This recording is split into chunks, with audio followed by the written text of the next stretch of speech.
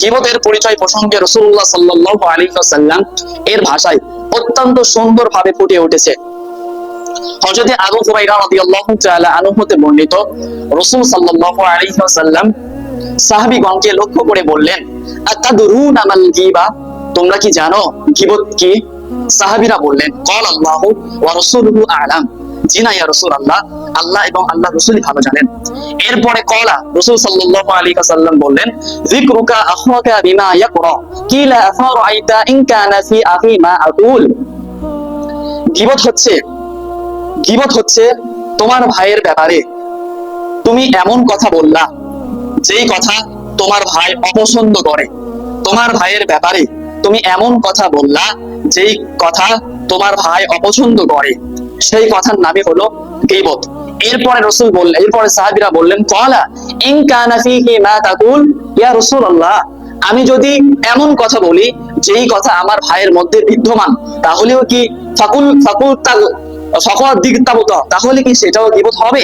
তখন রাসূল সাল্লাল্লাহু আলাইহি ওয়াসাল্লাম বললেন, ওয়া ইল্লাম ইয়াকুন ফীহি ফাকাদ বাহাত্তা, তুমি যে কথা বলছো এটা যদি তোমার ভাইয়ের মধ্যে বিদ্যমান থাকে তাহলেই গীবত হবে, আর যদি তুমি যেই কথা বলছো এটা যদি তোমার ভাইয়ের মধ্যে বিদ্যমান না থাকে তাহলে সেটা হবে অপবাদ, মিথ্যা অপবাদ।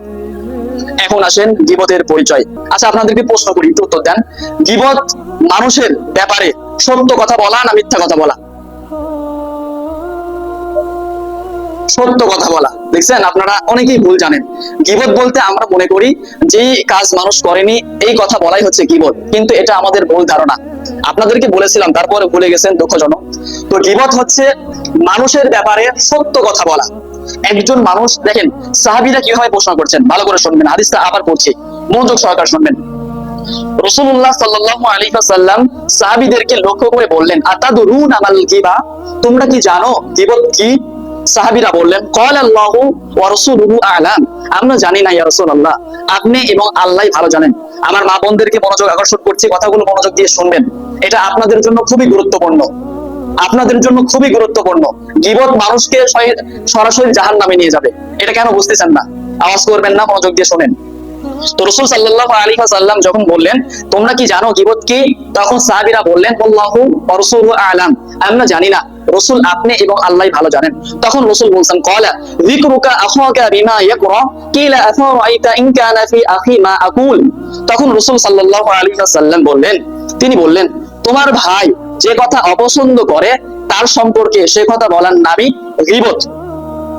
তখন রাসূলের এই কথা শোনার পরে সাহাবীরা বললেন যে, ক্বালা ইন কানা ফীহি মা তাকুল ফাকাদিবতাগতা, ইয়া রাসূলুল্লাহ, আমি যেই কথা বলছি সেটা যদি সত্য হয়, ধরেন আমার ভাই জেনা করেছে, আমার ভাই সুদ খেয়েছে, আমার ভাই মানুষের সাথে খারাপ আচরণ করে, এটা ওর মধ্যে বিদ্যমান, তারপরেও যদি এটা আমি তার অনুপস্থিতিতে অন্য কারোর সাথে এই ব্যাপারে আলোচনা করি, তাহলেই সেটা হবে গীবত।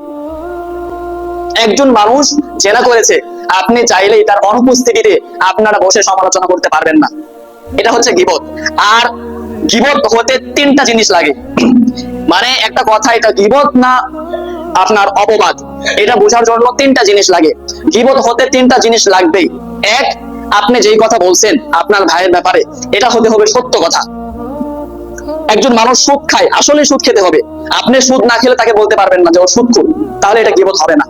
একজন মানুষ জেনা করলে তাকে জেনা করতেই হবে, মানে করেছে, এটা সঠিক, তারপরে যদি আপনি বলেন তাহলে এটা হবে গীবত। তাহলে গীবতের 3 নম্বরের মধ্যে 1 নম্বর শর্ত হচ্ছে কথা হতে হবে সত্য কথা হবে। 2 নম্বর হতে হবে তার অনুপস্থিতিতে, যার ব্যাপারে বলছেন তার অনুপস্থিতিতে।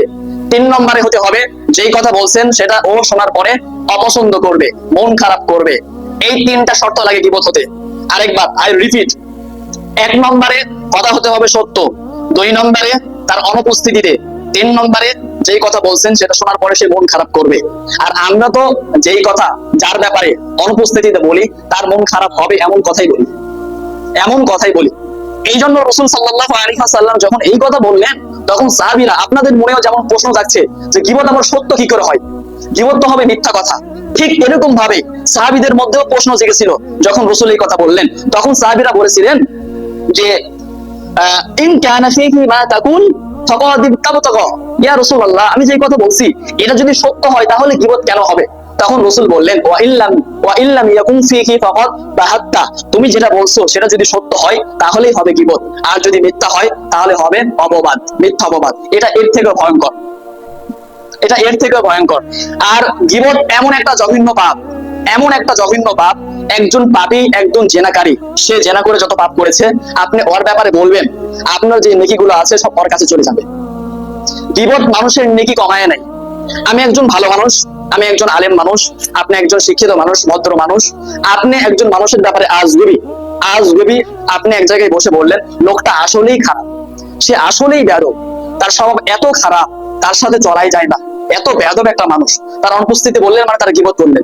আসলেই বেয়াদব, কিন্তু সে আসলেই খারাপ মানুষ, সে আসলেই মানুষ হিসাবে জঘন্য, কিন্তু তারপরে যখন আপনি তার অনুপস্থিতিতে বলবেন তার ব্যাপারে গীবত হলো, সে গীবত করে পাপ করলো, আর আপনি তার ব্যাপারে বলে আপনার নেকিগুলো তাকে দিয়ে দিলেন।